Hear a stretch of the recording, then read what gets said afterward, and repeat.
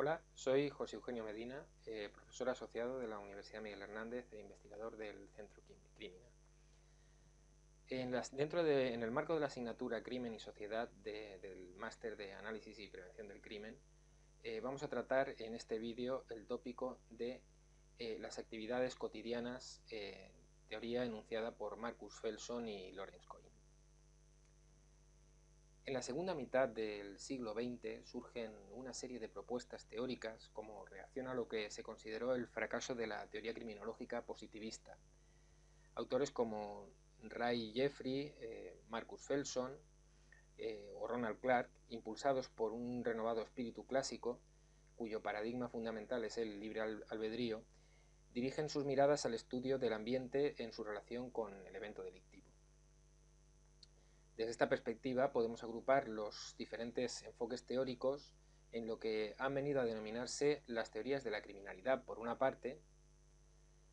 es decir, todas aquellas en las que el delincuente conforma el elemento esencial de estudio, bien sea desde perspectivas biológicas, sociológicas o psicológicas, y por otra parte las teorías del crimen que consideran necesario poner el énfasis en el estudio del ambiente y su relación con el delito, considerando el delito como un evento.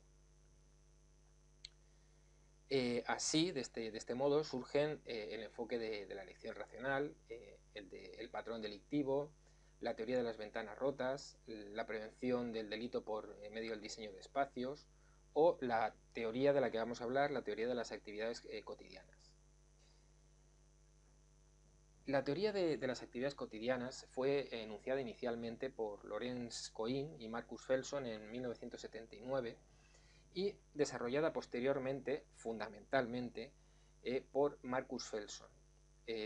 Esta es una de las construcciones teóricas más citadas e influyentes en el ámbito de la criminología en general y de las ciencias del crimen en particular. Tal y como nace en otras teorías del crimen, a diferencia de las teorías de la criminalidad, el enfoque de las actividades cotidianas estudia el delito como evento, poniendo de manifiesto su relación, la relación que existe entre el espacio y el tiempo y destacando la naturaleza ecológica y las implicaciones que de ello se derivan. En su seminal artículo Social Change and Crime Rates Trends, a Routine Activity Approach, Cohen y Felson, como digo, en 1979, pusieron de manifiesto una importantísima paradoja sociológica. Mientras que los indicadores de bienestar y las condiciones socioeconómicas, como la pobreza o la baja escolarización y el desempleo, hasta entonces consideradas una de las principales causas de la delincuencia violenta, como digo, este tipo de indicadores habían experimentado en general una notable mejoría en la década de los 60, tal y como ponían de manifiesto ciertos indicadores como por ejemplo que la proporción de personas que completaban el high school entre 1960 y 1968 pasa del 43% al 61%, o que el descenso de las tasas de desempleo y el aumento de los ingresos medios entre 1959 y 1961 es muy destacado, o también que el número de personas que vivían bajo el umbral de la pobreza descendió de 11,3 millones a 8,3. Como digo, estos indicadores de aumento del bienestar en general en la sociedad norteamericana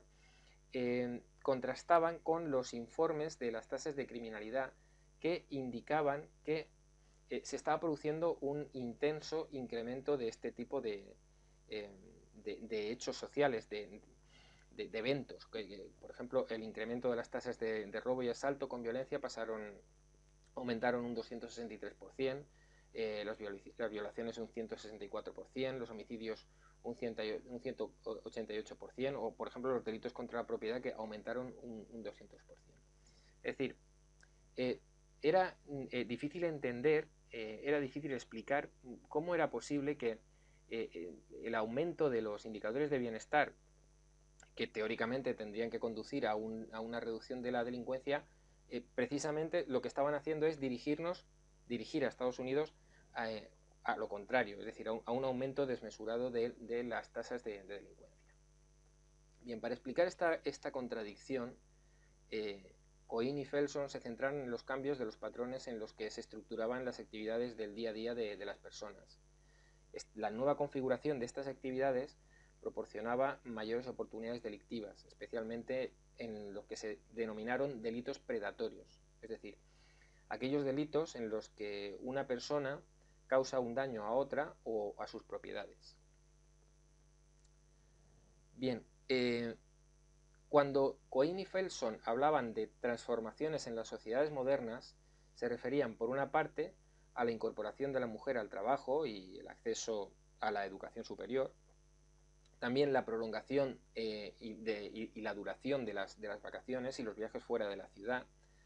o los permanentes desplazamientos de un lugar a otro. Esto lo que hacía era incrementar los contactos de los posibles delincuentes y dejaba los hogares vacíos y sin protección. Por otra parte, también los avances tecnológicos realizados favorecían la aparición y el consumo de pequeños equipos electrónicos, como por ejemplo televisores, vídeos, equipos de música, es decir, elementos con un elevado valor económico y poco peso, y por tanto muy atractivos y fáciles de sustraer y de transportar. Finalmente, la aparición de los cajeros automáticos, el aumento de las transacciones y los pagos y reintegros bancarios,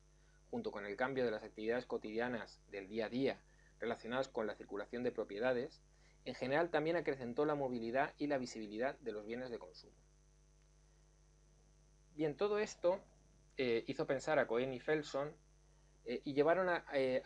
sometieron a contraste esta explicación, es decir, que las actividades cotidianas de las personas favorecían la aparición o por lo menos un mayor aumento de las oportunidades delictivas. Como digo, para verificar todo ello, sometieron a contraste sus explicaciones. Para verificar que la dispersión de las actividades fuera del hogar y la familia podía incrementar la posibilidad de convertirse en objetivo adecuado y disminuir la presencia de guardianes capaces, utilizaron las encuestas de victimización dirigidas por Hindeland en 1976 y definieron el índice de actividades en el hogar, el Household Activity Ratio, cuyo cálculo aportaba una estimación de la proporción de hogares americanos más expuestos al riesgo de una victimización personal o sobre una propiedad.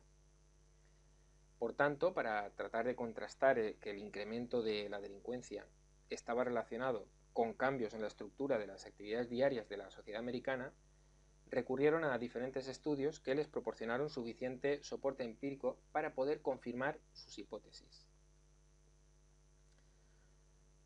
Aunque la relación entre algunos elementos del evento criminal en el espacio y el tiempo ya había sido puesta de manifiesto por otras teorías anteriormente, de las que se ha hablado probablemente a lo largo del curso,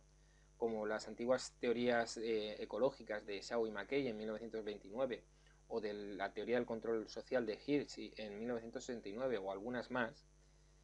Cohen y Felson no solamente pusieron de manifiesto el carácter de evento socioambiental del crimen, sino que con el enfoque de las actividades cotidianas ofrecieron un modelo de gran fuerza expresiva para, en cierto modo, explicar el sentido ecológico del delito, el sentido ecológico del crimen, y constatar cómo elementos aparentemente ajenos a la actividad ilegal pueden acabar por configurar esta actividad y por determinar cómo se va a desarrollar. Así, por ejemplo, un buen número de avances tecnológicos diseñados con propósitos legítimos, como los automóviles, los dispositivos electrónicos, carreteras, teléfonos, todos ellos pueden ser utilizados por los delincuentes para sus actividades ilegítimas. Por tanto, la estructura de las actividades cotidianas legales también determina cómo se organiza el delito en la sociedad y cuáles son los lugares en los que se produce con mayor frecuencia, con importantes consecuencias, desde luego, desde una perspectiva preventiva. En definitiva, con su formulación inicial, Cohen y Felson postularon que los cambios en la estructura de los patrones en los que se organizaba la actividad diaria de las personas en las ciudades tras la Segunda Guerra Mundial podían explicar el incremento de la delincuencia que, según los principales estudios existentes, se había producido. La hipótesis, por tanto, era que en la posmodernidad se había facilitado, en cierto modo, la confluencia en el espacio y en el tiempo de delincuentes con capacidad y propósito de cometer un delito sobre objetivos adecuados en ausencia de guardianes capaces de protegerlos. Este es digamos, son los tres elementos que configuran el delito, el evento delictivo. De esta idea de confluencia de estos tres elementos se derivan dos ideas que en principio y en apariencia pueden ser muy sencillas, pero que sin embargo tienen importantísimas aplicaciones desde el punto de vista práctico. Tienen implicaciones muy profundas desde el punto de vista teórico y también muy aplicables desde el punto de vista práctico. La primera de ellas es que la oportunidad delictiva puede depender en su configuración de elementos diferentes, distintos al agresor o al criminal. La segunda implicación, también muy importante, es que la ausencia de cualquiera de los dos primeros elementos, es decir, la ausencia de un agresor o la ausencia de un objetivo, o la presencia, en su caso, de un guardián capaz de evitar el delito, serían suficientes para evitar el éxito de un evento delictivo, potencial. Bien, por tanto, los tres elementos fundamentales en la teoría de las actividades cotidianas son, por una parte, un delincuente potencial, esto es, una persona con capacidad para llevar a cabo un delito. Por otra, un objetivo o víctima adecuado, apropiado para ser objeto del delito. Y por último, la ausencia de guardianes capaces de dar protección a los dos primeros, es decir, la ausencia de guardianes capaces de dar protección a los objetivos y a las víctimas. Y todos ellos confluyendo en el espacio y en el tiempo durante las actividades cotidianas de las personas. El delincuente posible, vamos a llamarle delincuente posible, podría ser cualquiera con una razón para cometer un delito y con las habilidades apropiadas para llevarlo a cabo. En la transparencia vemos que el término motivado aparece tachado. Esto se debe a que Cohen y Felson en su primera formulación emplearon el término delincuente motivado. Sin embargo, en posteriores trabajos, fundamentalmente los llevados a cabo por el profesor Felson, por ejemplo en 1980 Cohen y Felson, o en el 86 Felson solo, o en el 98 junto con Clark, en todos estos trabajos evitaron utilizar el término motivado, delincuente motivado, ya que para ellos lo verdaderamente relevante no era la disposición o la motivación para cometer el delito, sino los factores físicos que posibilitan que una persona se viera involucrada en el mismo. En cuanto al segundo elemento, el objetivo adecuado, que un objetivo adecuado es una persona o propiedad que pueda ser amenazada por un delincuente. Felson prefiere utilizar el término objetivo, del inglés target, al de víctima, puesto que cuando se refiere al primero, es decir, cuando se refiere al objetivo, pone de relieve el hecho de que la mayor parte de los delitos están orientados a la obtención de bienes y, por tanto, la víctima puede estar ausente del lugar en el que se produce el evento delictivo. La probabilidad, por tanto, de que un objetivo sea más o menos adecuado está influida en los trabajos que posteriormente llevaron a cabo Cohen y Felson, y sobre todo los llevados a cabo por Ronald Clark, como digo, están influidas por 4 atributos que describen mediante el acrónimo VIVA: valor, inercia, visibilidad y accesibilidad. Estos cuatro atributos definen el mayor o menor nivel de riesgo de ese objetivo. Cuando se refiere a valor, está haciendo referencia al valor calculado o simbólico, desde la perspectiva obviamente del delincuente. Al referirse a inercia, lo hace haciendo referencia al tamaño, al peso y la forma, esto es, a los aspectos físicos de la persona o del bien del que se trate, que funcionan como obstáculos o que impiden que el delincuente lo vea como adecuado. En cuanto a la visibilidad, es la exposición de los objetivos para los delincuentes, es decir, el atributo que marca que la persona o el bien sea adecuado para el ataque. Y por último, la accesibilidad, es decir, referida al diseño del lugar y la ubicación del objeto que aumenta el riesgo de ataque o lo facilita. Bien, en posteriores formulaciones se acogieron nuevos conceptos como el de los hot products, que fue Ronald Clark el que los definió, centrándose específicamente en aquellos objetos más atractivos para los ladrones. Clark describe por medio del acrónimo CRAVED, C-R-A-V-E-D, aquellos productos que son robados con mucha mayor frecuencia porque tienen ciertas características. Las características son las definidas por este acrónimo, es decir, traduciendo el acrónimo sería que el objeto es ocultable, extraíble, disponible, valioso, disfrutable y descartable. El tercer y último elemento descrito en la teoría de las actividades cotidianas es la ausencia de un guardián capaz, es decir,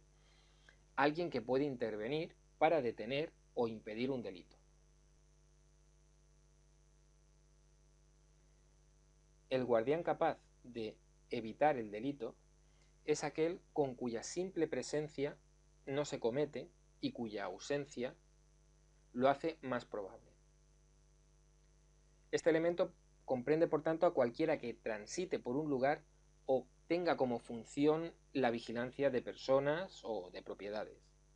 Aunque el concepto de guardián no debe restringirse ni confundirse con el de la policía ni con los vigilantes de seguridad. Obviamente, tanto unos como otros son guardianes capaces y, de hecho, la ausencia de ellos es lo más habitual en el momento de llevar a cabo un delito. Sin embargo, tal y como puso de manifiesto el clásico experimento de las patrullas preventivas de Kansas City, en el que se puso a prueba la efectividad de las patrullas aleatorias,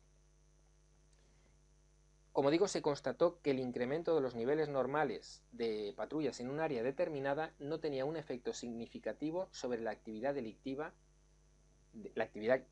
conocida en el área concreta en el que se incrementaba la presencia de la policía.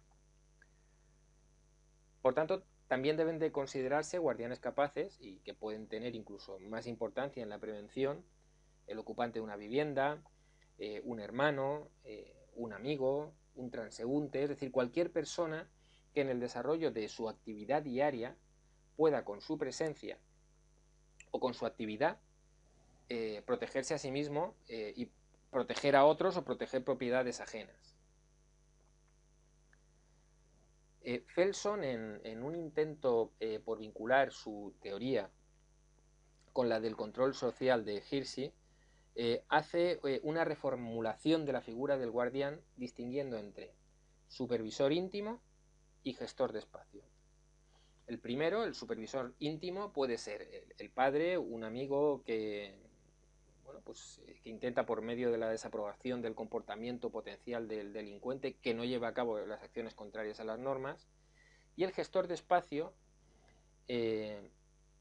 pues se refiere a aquellos individuos que tienen una responsabilidad de supervisión sobre determinados lugares, sobre determinados espacios, por ejemplo los porteros, los conductores de autobús, etc.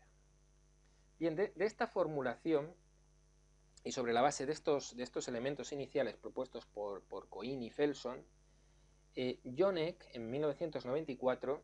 en su tesis doctoral, elaboró lo que se conoce como el triángulo de la criminalidad, distinguiendo los elementos que son condición necesaria para que se dé el delito de aquellos otros a los que se refiere como controladores que tienen el potencial de prevenirlo. Por tanto, delincuente, objetivo o víctima y lugar situados en el triángulo interior, en el triángulo que en la diapositiva se ve como azul claro, serán supervisados por los controladores, es decir, por aquellos quienes pueden reducir la probabilidad de un evento delictivo controlando cada uno de los 3 elementos de ese triángulo interior. Estos controladores se sitúan en un triángulo exterior y son, por una parte, el cuidador, es decir, aquellas personas con las que el infractor tiene una relación emocional, bien sea de parentesco, de una relación religiosa, de respeto, de amistad, de cualquier relación, digamos, emocional, y su objetivo será mantener al potencial delincuente alejado de los problemas. Por su parte, el manager o el gestor serán los propietarios de los lugares o quienes los representan, porteros, camareros, empleados de las tiendas, es decir, son aquellos que tenderán a que no se produzcan problemas en esos lugares en los que se encuentran. Y por último, el tercer elemento, los guardianes o vigilantes que buscan dar protección al objetivo. Aquí pues podríamos hablar de policías, de vigilantes de seguridad, aunque no solamente, también en mayor medida pues los propietarios cuando vigilan sus pertenencias. Bien, la teoría de las actividades cotidianas ha tenido numerosísimas aplicaciones y desarrollos con el paso de los años. Dada su fortísima vocación pragmática, se ha centrado principalmente en el modo en el que hay que prevenir el delito por medio de la reducción de oportunidades. En este sentido, y sobre la base de la perspectiva de la elección racional, la idea del controlador, aportada por la teoría de las actividades cotidianas, se ha desarrollado, por ejemplo, en la prevención situacional del delito de Ronald Clark, centrada en alterar las estructuras de oportunidad de un delito concreto, y esto es importante y lo veremos en la asignatura Prevención Situacional del Delito, por medio, como digo, de diferentes técnicas cuyo objetivo esencial es, por una parte, incrementar esfuerzos, incrementar riesgos, reducir recompensas, reducir provocaciones y remover excusas. Por otra parte, para explicar la distribución del delito en el espacio, en relación con, como es lógico, con la teoría de las actividades cotidianas, se han desarrollado investigaciones en las que se han realizado, analizado, como digo, los lugares en los que se producen los delitos, buscando diferencias entre distintos países o distintas ciudades y estableciendo concentraciones en determinadas áreas. Por ejemplo, las investigaciones de Sherman y sus colegas llevaron a cabo, como digo, un estudio en la ciudad de Minneapolis, en el que encontraron que el 50% de las llamadas a la policía procedían tan solo del 3% de las áreas urbanas, mientras que los robos violentos se concentraban en el 3,6% de la ciudad. Es decir, investigaciones que ponían de manifiesto la concentración de las actividades delictivas en el espacio y en el tiempo. Finalmente, también la teoría ha sido ampliamente utilizada para estudiar, entre otros, los delitos sexuales, los robos, o más recientemente, en el Centro de Investigación Crímina, se ha llevado a cabo un estudio por parte de su director, el doctor Fernando Miró, en el que se han descrito los caracteres intrínsecos y extrínsecos del ciberespacio y en la que se plantea si el mismo supone un distinto ámbito de oportunidad criminal al espacio físico. Bien, como es lógico, la teoría de las actividades cotidianas ha tenido sus detractores, se le han hecho algunas críticas. Fundamentalmente se centran en 3 aspectos. El primero de ellos es el cuestionamiento de su eficacia. también de su legitimidad moral y política y su tendencia a culpar a la víctima. En relación con la eficacia, bueno, el principal reproche que se le hace a la teoría de las actividades cotidianas es que las medidas introducidas no tienen ningún efecto real sobre la reducción de la delincuencia, ya que lo que realmente se produce es un desplazamiento, bien sea temporal, espacial, de objetivo, de método o de forma criminal. Esto lo veremos con mayor profundidad cuando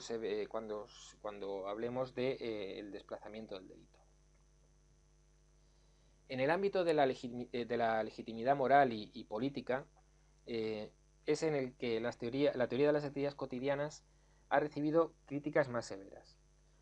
Sus detractores han defendido que el enfoque de las actividades cotidianas ha mostrado una absoluta falta de interés por el delincuente o directamente no lo ha tenido en cuenta, olvidando la etiología del problema y, por tanto, bueno, pues causando ahí provocando un vacío muy importante. En este sentido, la teoría, aun partiendo de la premisa de la existencia de un delincuente motivado, dicen que no ha definido su significado, no pudiendo responder, por tanto, pues a preguntas como pues, quiénes son los delincuentes motivados, qué características tienen, o por qué algunos sujetos están más motivados que otros para llevar a cabo actos delictivos. Bien, como se ha dicho, el enfoque de las actividades cotidianas es una de las teorías más influyentes en la criminología moderna. Y por tanto, Marcus Felson, uno de los criminólogos más relevantes en el siglo XX. Por tanto, merece la pena conocer su obra extensísima y su biografía. Actualmente, el profesor Felson es profesor en la School of Criminal Justice en Texas State University, en San Marcos, Estados Unidos. Desde 1995 es director del Center for Crime Prevention Studies en Rutgers University y destacan entre sus monografías fundamentalmente Crime and Nature, publicada en 2006, pero sobre todo Crime and Everyday Life, que actualmente se encuentra en su cuarta edición, publicada en 2010. Marcus Felson no es un criminólogo al uso. Marcus Felson recibió su bachillerato en sociología en 1969 en la Universidad de Chicago, donde tuvo acceso a los trabajos originales de la Escuela de Chicago de Sociología y por tanto recibiendo su influencia e iniciando así su desarrollo intelectual en este campo. Continuó con sus estudios en Michigan, donde recibió el máster en Sociología en 1971 en la Universidad de Michigan y también allí recibió su doctorado en 1973. Es interesante porque el propio Felson ha indicado recientemente, en 2011, que recibió un curso de criminología, pero que sin embargo en su etapa como estudiante y en sus primeros años como profesor asistente de sociología en la Universidad de Illinois, en absoluto consideró la posibilidad de dedicarse al estudio del crimen. Sin embargo, pues su teoría, la teoría de las actividades cotidianas, surgió como una explicación deliberadamente sencilla, y esto es importante recalcarlo, deliberadamente sencilla, a los cambios en las tendencias de los delitos predatorios ocasionadas por las variaciones en los patrones de las actividades diarias de las personas, los cuales pueden contribuir al disfrute de las ventajas que procura la vida moderna, pero también, como se ha visto, pueden favorecer la comisión de eventos delictivos, de hechos delictivos. La teoría de las actividades cotidianas se diferencia de las teorías criminológicas centradas en las motivaciones del delincuente, en que pone el acento en el crimen como evento, que se produce en un lugar y en un momento concretos y que al hacerlo ofrece a través del intento de conceptualización separada de los tres elementos del delito y sus correspondientes controles, una potente herramienta de análisis y de prevención del crimen. Con el paso de los años, la teoría de las actividades cotidianas ha tenido un importantísimo impacto en la criminología, ya ha recibido muchísimo soporte empírico. Junto con los enfoques de la elección racional y del patrón delictivo, mantiene una estrecha relación con el análisis del delito y con su prevención. Y ha sido aplicada pues, a estrategias, como digo, como la prevención situacional o al Problem Oriented Policing o al análisis de problemas, y con un importantísimo grado de efectividad. Aunque, como hemos visto, ha habido importantes críticas a esta teoría por su fundamentación metodológica y ética, casi todas ellas tratan de expresar sus limitaciones y sus riesgos, pero en absoluto han sido capaces de negar su capacidad expresiva y explicativa y la necesidad de mirar al crimen para su prevención, atendiendo a la forma en la que la vida se desarrolla cotidianamente en los distintos lugares. Bien, con esto concluimos este vídeo sobre la teoría de las actividades cotidianas de Marcus Felson y Lawrence Cohen. Y quedo a vuestra disposición a través del correo que ya conocéis, j.medina@crimina.es, para cualquier cuestión que queráis plantear. Muchas gracias.